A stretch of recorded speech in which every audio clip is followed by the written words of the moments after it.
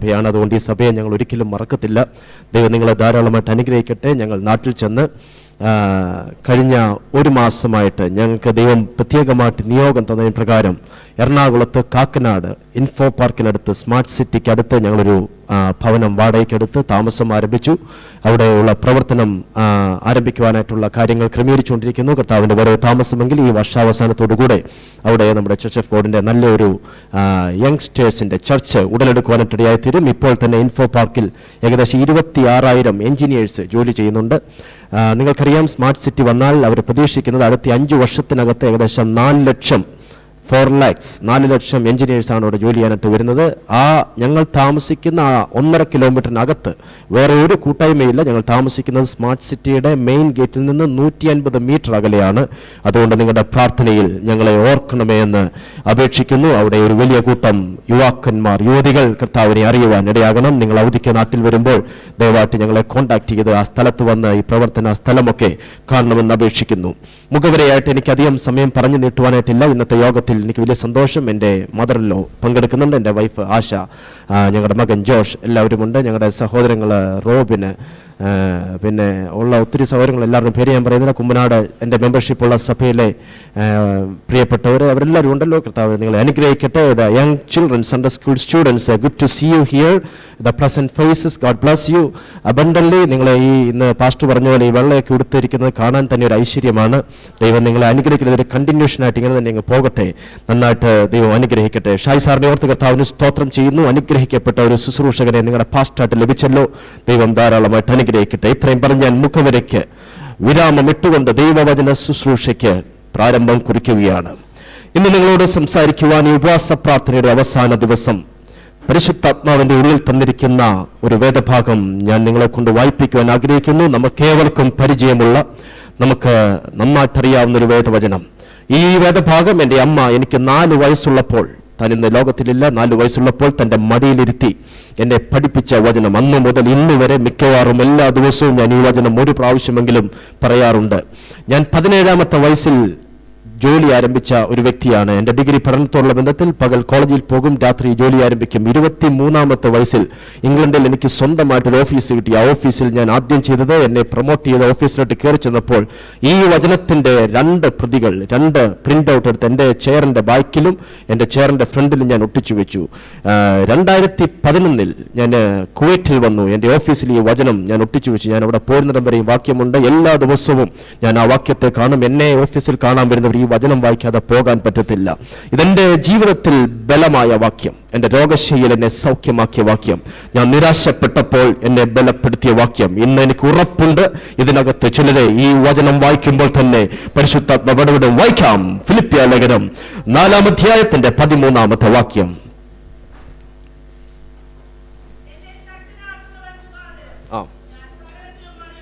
മതി, എന്നെ ശക്തനാക്കുന്നവൻ മുഖാന്തരം ഞാൻ സകലത്തിലും മതിയാകുന്നു. വേദപുസ്തകം അടച്ചു വെച്ചാട്ടെ, നിങ്ങളുടെ കണ്ണുകൾ അടച്ചാട്ടെ. സ്വർഗസ്ഥ പിതാവേ, അങ്ങയുടെ വചനം ജീവനും ചൈതന്യമുള്ളതും ഇരുവായ്ത്തലയുള്ള ഏതു വാളിനേക്കാളും മൂർച്ചയേറിയതും ആത്മാവിലെ സന്ധിമച്ചകൾ വേർപിരിക്കും വരെ തുളച്ചു ചെല്ലുന്നതാക്കിയാൽ ഇന്ന് രാത്രിയിൽ അങ്ങയുടെ വചനം ഐശ്വര്യമായിട്ട് ഞങ്ങളുടെ മധ്യത്തിൽ ഇടപെടണമേ. വചനത്തിന്റെ വെളിപ്പാട് നൽകണമേ. ഹൃദയങ്ങളിലെ കാഞ്ഞടിക്കണമേ കർത്താവേ. സമാധാനമില്ലാതെ വന്നവർക്ക് സമാധാനം കൊടുക്കണം. ഇന്നിവിടെ ആരെങ്കിലും രോഗികളായിട്ട് വന്നിട്ടുണ്ടെങ്കിൽ അവർ സൗഖ്യം പ്രാപിച്ച് ഈ ഹോൾ വിട്ടു പോകേണ്ടത് ഞങ്ങൾ പ്രാർത്ഥിക്കുന്നു. വചനത്തിന്റെ വെളിപ്പാടിന് തടസ്സമായിട്ട് നിൽക്കുന്ന അന്ധകാര ശക്തികളെ, ഇരുട്ടിന്റെ മറപിടിച്ച് പോരാടുന്ന ദുഷ്ടാത്മ സേനകളെ നാസറേയനായ യേശു ക്രിസ്തുവിന്റെ അധികാരമുള്ള നാമത്തിൽ ഞാൻ ശാസിച്ചകറ്റുകയാണ്. ഞങ്ങളുടെ കാതുകളെ തുറക്കണമേ, ഞങ്ങളുടെ ഹൃദയ കണ്ണുകളെ തുറക്കണമേ ദൈവമേ. അങ്ങയുടെ ശബ്ദം കേൾക്കുവാൻ ഞങ്ങൾ ഒരുങ്ങിയിരിക്കുകയാണ്. ഞങ്ങളോട് സംസാരിക്കണമേ. അങ്ങയുടെ പ്രാർത്ഥനയുടെ സ്തോത്രം യേശു ക്രിസ്തുവിന്റെ നാമത്തിൽ തന്നെ. ആമേൻ. കരങ്ങൾ താഴെ സ്തോത്രം ചെയ്താട്ടെ. ഹല്ലേലൂയ. ഈ സന്ദേശത്തിന്റെ ഉടനീളം ചുരുക്കം ചില മിനിറ്റുകളേ ഉള്ളൂ. ചില ഭാഗങ്ങൾ നിങ്ങളെ ടച്ച് ചെയ്യും. ആ സമയത്ത് നിങ്ങൾ അത് ദൂതേറ്റെടുത്ത് ദൈവത്തെ ആരാധിക്കുവാൻ മനസ്സ് വെച്ചാട്ടെ. ഇന്ന് ഒരു ജയത്തിന്റെ ദിവസമാണ്. ഈ വാക്യം മുഴുവൻ പ്രസംഗിക്കുവാൻ എൻ്റെ മുമ്പിൽ സമയമില്ലാത്തത് കൊണ്ട് ഈ വാക്യത്തിന്റെ ആദ്യത്തെ പദം മാത്രം അടർത്തിയെടുത്ത് ഒറ്റ പദത്തിൽ നിന്നുകൊണ്ട് സംസാരിക്കുവാൻ ആഗ്രഹിക്കുന്നു. എന്നെ ശക്തനാക്കുന്നവൻ മുഖാന്തരം ഞാൻ സകലത്തിലും മതിയാകുന്നു. ഫിലിപ്പ്യർക്ക് അപ്പോസ്തലനായ പൗലോസ് റോമയിലുള്ള ഒരു വീട്ടു തടങ്കലിൽ കടന്നുകൊണ്ട് ബന്ധനസ്ഥനായിട്ട് എഴുതിയ ഒരു ലേഖനത്തിൽ താൻ നിരാശയുടെ ഒരു വാക്കും പറയാതെ പ്രത്യാശയുടെ വാക്ക് പറഞ്ഞപ്പോൾ അതിലൊരു വാക്യമാണിത്: എന്നെ ശക്തനാക്കുന്നവൻ മുഖാന്തരം. ഇന്നത്തെ സന്ദേശത്തിന്റെ തലക്കെട്ട് എന്നെ ശക്തനാക്കുന്നവൻ. പറഞ്ഞാട്ടെ, എന്നെ ശക്തനാക്കുന്നവൻ. ഇത് ഒരു പ്രസംഗം ഉണ്ടാക്കാൻ വേണ്ടി ഞാൻ ഉണ്ടാക്കിയ സന്ദേശമല്ല, ഇതെന്റെ ജീവിതാനുഭവമാണ്. ദൈവം എന്നെ മാനസികമായി ശക്തിപ്പെടുത്തിയിട്ടുണ്ട്. God strengthens you mentally. ദൈവം എന്നെ ശാരീരികമായിട്ട് ശക്തിപ്പെടുത്തിയിട്ടുണ്ട്. God strengthens you physically. എന്റെ ദൈവം എന്നെ ആത്മാവിൽ ശക്തിപ്പെടുത്തിയിട്ടുണ്ട്. God strengthens you spiritually. 3 points ഇതിനകത്ത് നിന്നുകൊണ്ട് നിങ്ങളോട് അറിയിക്കുവാനായിട്ടാണ് ഞാൻ കർത്താവിൽ ആഗ്രഹിക്കുന്നത്. നോക്കിക്കാട്ടെ, ദൈവത്തിന്റെ ശബ്ദം കേട്ട് ഒരു അപ്പനും മകനും മോറിയാമലയെ ലക്ഷ്യമാക്കി പോകുകയാണ്.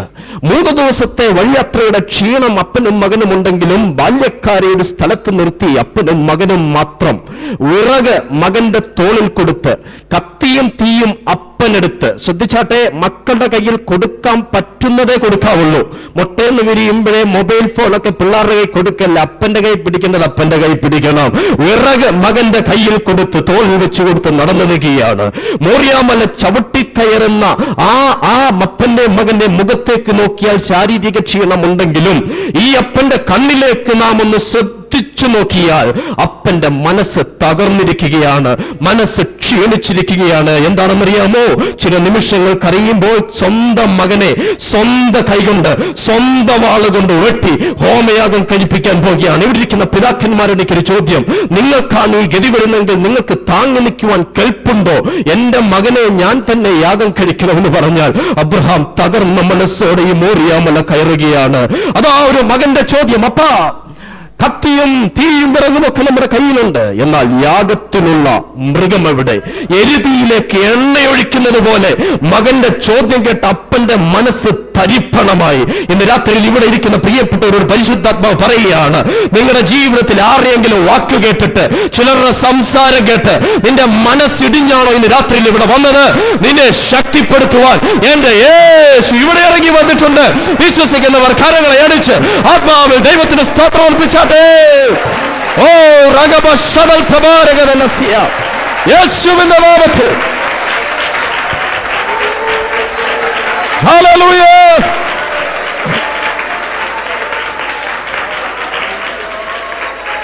മനസ്സ് തകർന്നിരിക്കുമ്പോൾ അബ്രഹാമിന്റെ മറുപടി ഇന്ന് നാം മാതൃകയാക്കണം. ഇടിഞ്ഞ മനസ്സിൽ അബ്രഹാം പറയുകയാണ്: മകനെ, യഹോവ കരുതിക്കൊള്ളും. എത്ര പേർക്ക് ഇന്ന് പ്രത്യാശയോടെ പറയാൻ പറ്റും? നിന്റെ സിറ്റുവേഷൻ ഒരുപക്ഷെ ഈ വാക്കുകൾക്ക് കേൾപ്പില്ലായിരിക്കാം. നീ മനസ്സ് തകർന്നവനായിട്ടായിരിക്കാം വന്നിരിക്കുന്നത്. ഇന്ന് ദൈവം നിനക്ക് വേണ്ടി പ്രവർത്തിക്കാൻ പോകുകയാണ്. ഒറ്റ കാര്യം, വിശ്വാസത്തിന്റെ വാക്കുകൾ പ്രഖ്യാപിച്ചാട്ടെ. അവൻ നിന്നെ മാനസികമായി ശക്തിപ്പെടുത്തുന്ന ദൈവമാണ്. ഹല്ലേലൂയ.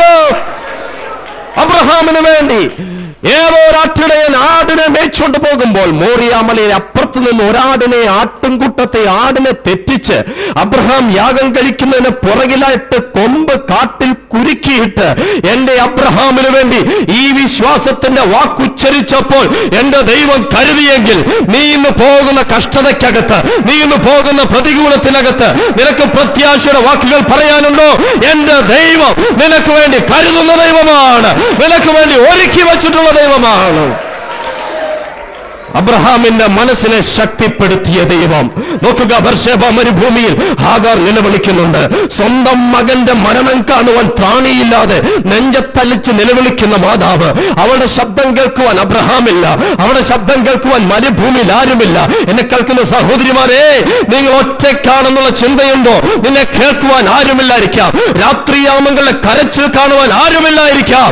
എന്നാൽ അവളുടെ കരച്ചിൽ സ്വർഗത്തിലെത്തി.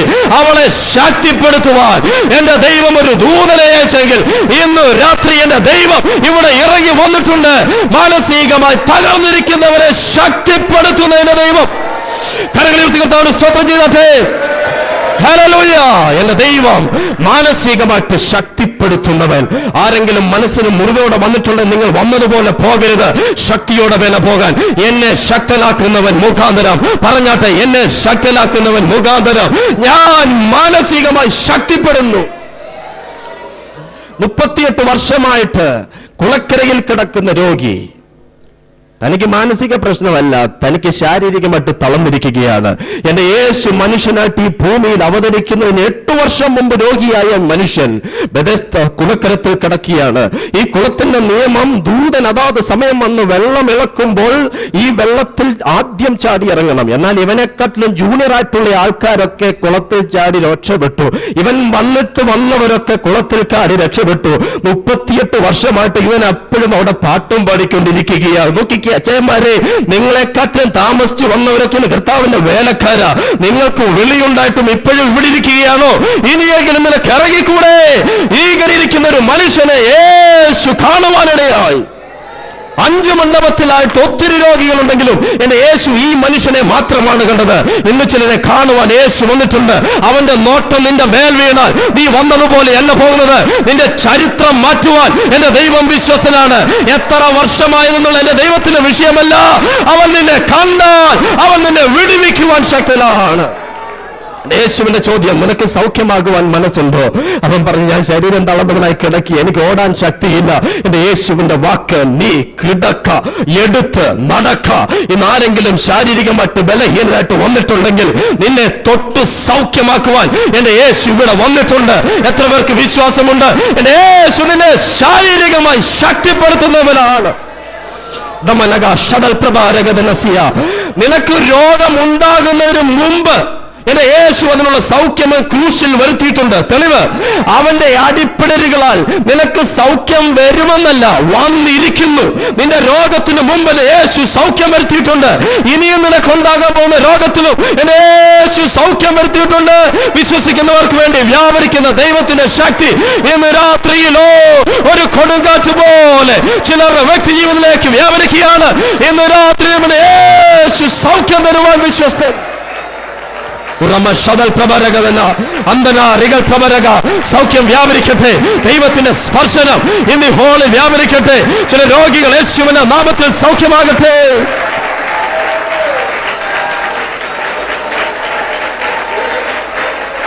ഹല്ലേലൂയ. 12 വയസ്സുള്ള യായിറോസിന്റെ മകളെ രക്ഷിക്കുവാൻ യേശു പോകുമ്പോൾ 12 സംവത്സരമായി രക്തസ്രാവമുള്ള ഒരു സ്ത്രീ, ശ്രദ്ധിച്ചാട്ടെ, യായിറോസിന്റെ മകൾ ഉണ്ടായപ്പം തുടങ്ങിയ പ്രശ്നമായി. ഇവിടെ 2 പേർക്കും 12 വർഷത്തെ പ്രശ്നമാ. നീ കല്യാണം കഴിച്ചപ്പോൾ ഉണ്ടായ പ്രശ്നം, നീ ഈ കുവൈറ്റിൽ വന്നപ്പം മുതലുള്ള പ്രശ്നം, നിനക്കൊരു സന്തതി ഉണ്ടായപ്പോഴുള്ള നിന്റെ ശാരീരിക പ്രശ്നം, ഇന്ന് യേശു അതിനെ ക്യാൻസൽ ചെയ്യാൻ പോവുകയാണ്. എത്ര പേർക്ക് വിശ്വാസമുണ്ട്? ഈ സ്ത്രീക്ക് സമൂഹത്തിൽ വരുവാൻ സ്ഥാനമില്ലെങ്കിലും ഈ ഗ്രൂപ്പിന്റെ ഇടയ്ക്ക്, യേശുവിന്റെ പുരുഷാരത്തിന്റെ ഇടയ്ക്ക് അവിടെ കൈ നീട്ടി അവന്റെ തൊങ്ങലിൽ തൊട്ടു. ഉടനെ യേശു അവിടെ നിന്നിട്ട് പറയുകയാണ്, നിങ്ങളിൽ ഒരാൾ എന്നെ തൊട്ടു. പത്രോസ് പറഞ്ഞു, ആയിരക്കണക്കിന് ആൾക്കാരുള്ളപ്പോ ആരാ തൊട്ടതെന്ന് എങ്ങനെ അറിയാം? യേശു പറഞ്ഞു, അല്ല, എനിക്കറിയാം, എന്നെ ഒരാൾ തൊട്ടു. പത്രോസ് ചോദിച്ചു, എങ്ങനെ അറിയാം? ഉത്തരം ശ്രദ്ധിച്ചു കേട്ടെ, എങ്കിൽ നിന്ന് ശക്തി പുറപ്പെട്ടു. ആ സ്ത്രീ വിളിച്ചു പറയാണ്, ഞാനത് ശരീരത്തിൽ അനുഭവിച്ചറിഞ്ഞു. ഇന്ന് രാത്രിയിൽ യേശു ശക്തിമാൻ ഇവിടെ വന്നിട്ടുണ്ട്. നിന്റെ ജീവിതത്തിന്റെ ശരീരത്തിൽ അത് അനുഭവിച്ചറിയത്തക്ക രീതിയിൽ ഇന്നലെ യേശു ചിലരെ തൊടുന്ന രാത്രി.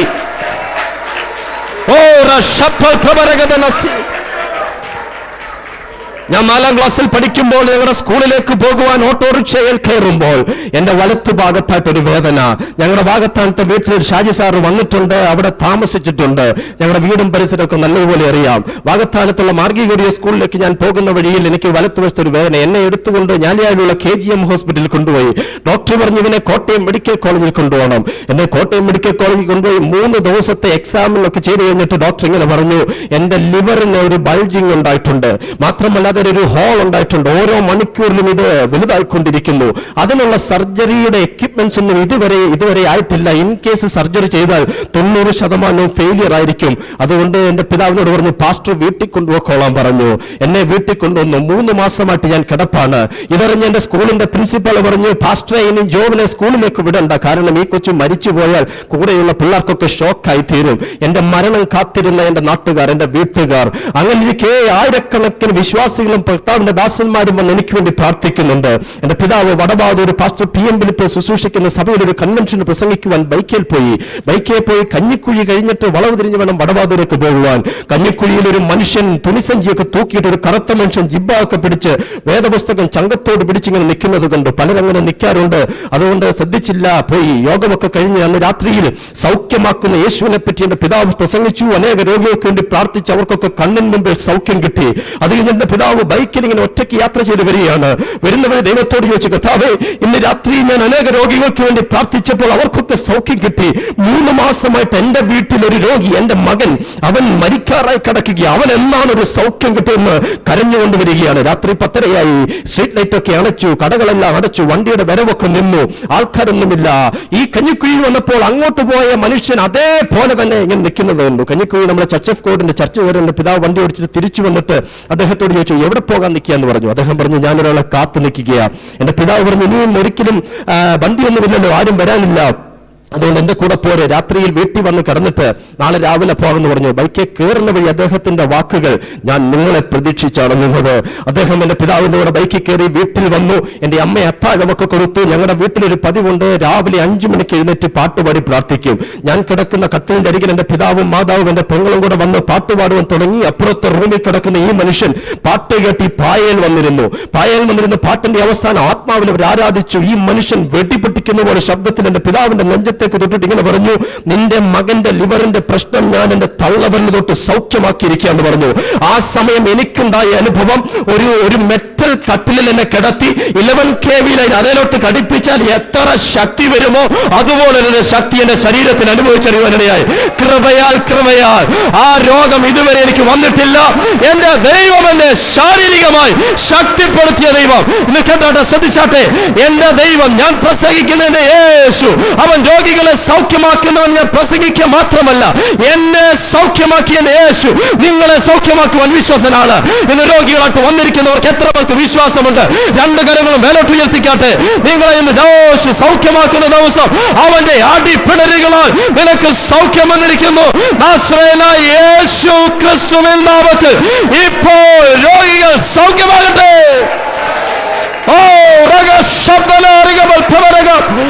The power of Holy Spirit. യേശുവിന്റെ നാമത്തിൽ ദൈവശക്തി വ്യാപരിക്കുകയാണ്. ചില വ്യക്തികളെ പരിശുദ്ധാത്മാവ് തുടങ്ങുകയാണ് ഇപ്പോൾ തന്നെ.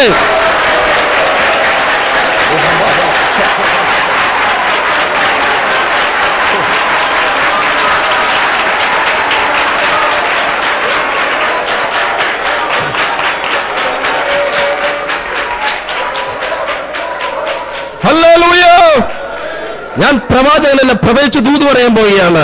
ഈ സാക്ഷ്യം അടുത്ത ആഴ്ചകളിലൂടെ കേൾക്കാൻ പോവുകയാണ്. നിങ്ങളെ ദൈവം സ്പർശിച്ചതിന്റെ റിസൾട്ട് നിങ്ങൾ സഭയിൽ എഴുന്നേറ്റ് സാക്ഷീകരിക്കും. അവൻ നിന്നെ ശാരീരികമായി ബലപ്പെടുത്തുന്ന ദൈവം. ഏത് ഡോക്ടറെ കൈവിട്ടാലും എന്റെ ദൈവം അവന്റെ കരത്തിൽ നിന്നെ വഹിച്ചിട്ടുണ്ട്. അവൻ നിന്നെ സൗഖ്യമാക്കുന്ന യഹോവ. എന്റെ ദൈവം നിന്നെ മാനസികമായിട്ട് ബലപ്പെടുത്തുന്നവൻ, ശാരീരികമായിട്ട് ശക്തിപ്പെടുത്തുന്നവൻ. മൂന്നാമത്തേതും അതിപ്രധാനവുമായിട്ടുള്ള ശക്തിപ്പെടുത്തൽ, അവൻ നമ്മളെ ആത്മാവിൽ ശക്തിപ്പെടുത്തുന്നവൻ. ശ്രദ്ധിച്ചാട്ടെ, പെന്തിക്കോസ്തുകാരായ നമുക്ക് പരിശുദ്ധാത്മാവെന്ന് പറയുമ്പോൾ ചോദിക്കാറുണ്ട്, മാനസാന്തരപ്പെട്ടോ, സ്നാനപ്പെട്ടോ. അടുത്ത ചോദ്യം, പരിശുദ്ധാത്മാവശം പ്രാപിച്ചോ എന്ന് പറഞ്ഞാൽ അന്യഭാഷ പറയാൻ തുടങ്ങിയോ എന്നാണ് അർത്ഥം. എന്നാൽ ഈ പരിശുദ്ധാത്മാവിന്റെ 5 ലെവലുകൾ വേദപുസ്തകത്തിലുണ്ട്. കർത്താവിന്റെ ദാസൻ ഒരു അധ്യാപകനാണ്, നിങ്ങളെ നന്നായിട്ട് പഠിപ്പിക്കുന്ന അധ്യാപകൻ, നിങ്ങളെ പഠിപ്പിച്ചു കാണും എന്ന് ഞാൻ വിശ്വസിക്കുന്നു. ആത്മാവിനെ പ്രാപിക്കുക, ആത്മനിറവ്, ആത്മസ്നാനം, ആത്മാഭിഷേകം, ആത്മാവിന്റെ ശക്തി, ഇത് 5 കാര്യങ്ങളാണ്. ഉദാഹരണത്തിന്, ഞാൻ ഒരു ഗ്ലാസ് വെള്ളം കുടിച്ചപ്പോൾ ഈ വെള്ളം എൻ്റെ അകത്തായി. നാം രക്ഷിക്കപ്പെടുമ്പോൾ പരിശുദ്ധാത്മാവ് നമ്മുടെ അകത്താകുന്നു. എന്നാൽ ഇതേ വെള്ളത്തിൽ ഒരു ടാങ്കിനകത്ത് നിറച്ചിട്ട് ഞാൻ ആ വെള്ളത്തിലേക്ക് ചാടുമ്പോൾ വെള്ളം എൻ്റെ മുകളിലാകുന്നു. ആത്മസ്നാനത്തിൽ നാം പരിശുദ്ധാത്മാവിന്റെ അകത്താകുന്നു. ഇങ്ങനെ 5 വിധ രീതിയിലാണ് പരിശുദ്ധാത്മാവിന്റെ ഇടപാട് ഈ കൃപായുഗത്തിൽ. എന്ന് പറഞ്ഞതുപോലെ ആത്മാവിന്റെ ശക്തി എന്നൊരു പ്രയോഗം വേദപുസ്തകത്തിലുണ്ട്. ശ്രദ്ധിച്ചാട്ടെ, ഞാൻ പറയാം, ലൂക്കോസിന്റെ സുവിശേഷം 4-ാം അധ്യായത്തിന്റെ 1 മുതലുള്ള വാക്യങ്ങൾ. യേശു പരിശുദ്ധാത്മാവ് നിറഞ്ഞവനായി യോർദാൻ വിട്ട് മടങ്ങി ആത്മാവനെ മരുഭൂമിയിലേക്ക് നിർത്തി പിശാചവനെ 40 ദിവസവും പരീക്ഷിച്ചുകൊണ്ടിരുന്നു. ഉപവാസ പ്രാർത്ഥനയുടെ അവസാനത്തെ ദിവസമല്ല പിശാച് പരീക്ഷിച്ചത്, 40 ദിവസവും പരീക്ഷിച്ചുകൊണ്ടിരുന്നു. ഉപവാസം എടുത്തോളം പിശാച് കൂടെയുണ്ട്. യേശുവിന്റെ കൂടെ 40 ദിവസം പിശാച് ഉണ്ടായിരുന്നു. 40 ദിവസം പരീക്ഷിച്ചുകൊണ്ടിരുന്നു.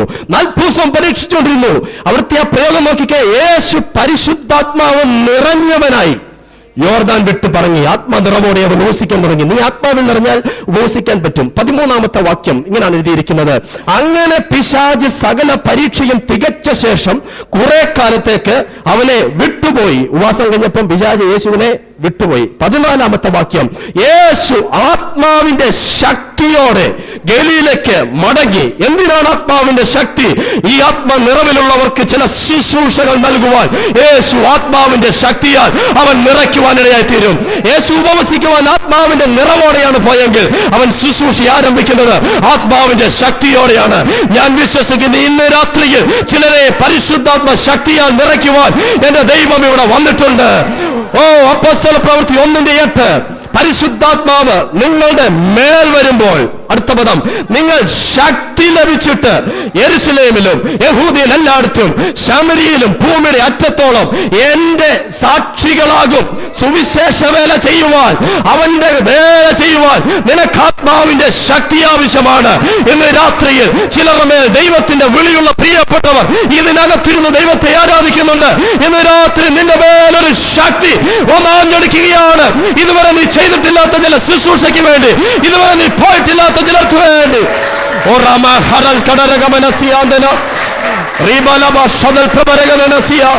ദൈവം ചിലരെ ചൂസ് ചെയ്യുന്ന രാത്രിയാണിത്. ഹല്ലേലൂയ.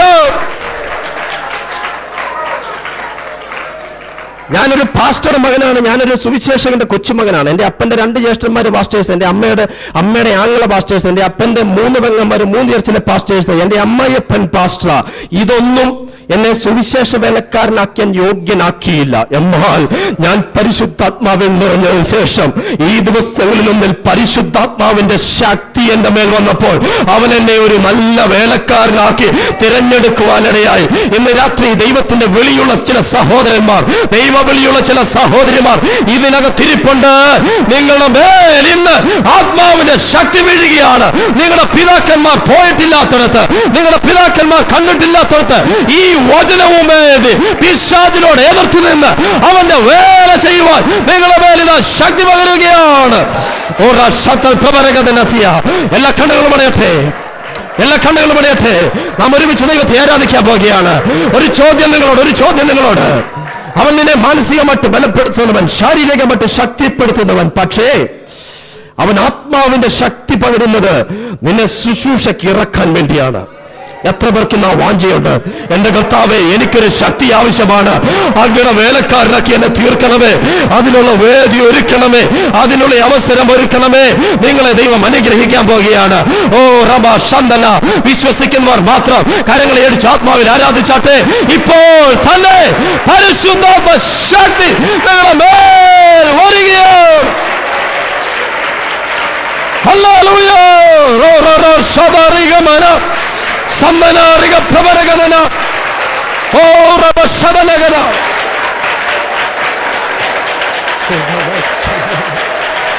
ഉടബനഗബശദൽ പ്രവരകന.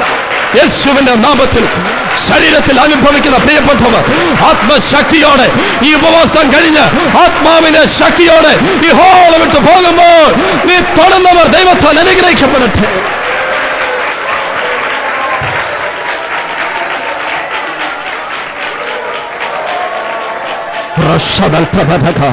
കടകൾ അടഞ്ഞിരിക്കട്ടെ. പരിശുദ്ധാത്മാവിൽ എന്നോട് ഇടപെട്ടു എന്നുള്ളവരും എനിക്ക് ആത്മാവിന്റെ ശക്തി, അങ്ങയുടെ വേല ചെയ്യുവാൻ പരിശുദ്ധാത്മ ശക്തി ആവശ്യമാണെന്നുള്ളവർ മാത്രം കരങ്ങൾ ഉയർത്തിക്കാട്ടെ. നിങ്ങൾക്ക് വേണ്ടി ഞാൻ പ്രാർത്ഥിക്കാൻ പോകുകയാണ്. പിതാവിന്റെയും പുത്രന്റെയും പരിശുദ്ധാത്മാവിന്റെയും നാമത്തിൽ ഈ ഉപവാസ പ്രാർത്ഥന തുടങ്ങിയത് ആത്മനിറവിലാണെങ്കിൽ ഇത് ആത്മാവിന്റെ ശക്തിയോടെ അവസാനിക്കട്ടെ. ഈ ശക്തി ഇവിടെ കൊണ്ട് തീരുകയല്ല, ഇവരുടെ ഭവനങ്ങളിലേക്ക് വ്യാപരിക്കട്ടെ, ഇവരുടെ ഓഫീസുകളിലേക്ക് വ്യാപരിക്കട്ടെ, ഇവരുടെ സ്കൂളുകളിലേക്ക് വ്യാപരിക്കട്ടെ. ഈ സഭ പരിശുദ്ധാത്മ ശക്തിയാൽ നിറയട്ടെ. അങ്ങയുടെ വേല ചെയ്യുവാൻ ചിലരെ ദൈവം ഒരുക്കട്ടെ. ഇവർ തൊടുന്നവർ സൗഖ്യമാകട്ടെ. ഇവരുടെ ശബ്ദം കേൾക്കുന്നവർ ആത്മാവിൽ നിറയട്ടെ. ഇവരുടെ നിഴലടിക്കുമ്പോൾ സാത്താൻ ഓടി മറയട്ടെ. ഇവരുടെ പ്രസൻസിൽ പിശാചിന്റെ കോട്ടകൾ തകരട്ടെ. യേശുവിന്റെ നാമത്തിൽ, യേശു ക്രിസ്തുവിന്റെ അധികാരമുള്ള നാമത്തിൽ ഞാൻ ഇവരെ അനുഗ്രഹിക്കുകയാണ്. ഹല്ലേലൂയ. വന്ദന റിബല പ്രബരഗദന ശീഗൽ കടാരഗമന സത്തന റിബൽ പ്രബരഗജനന ഓടാരഗമന സത്തിരിഗമനഗനെ സന്ദന റിബൽ പ്രബരോ സബലഗന. യേശുവിന്റെ നാമത്തിൽ the power of Holy Spirit.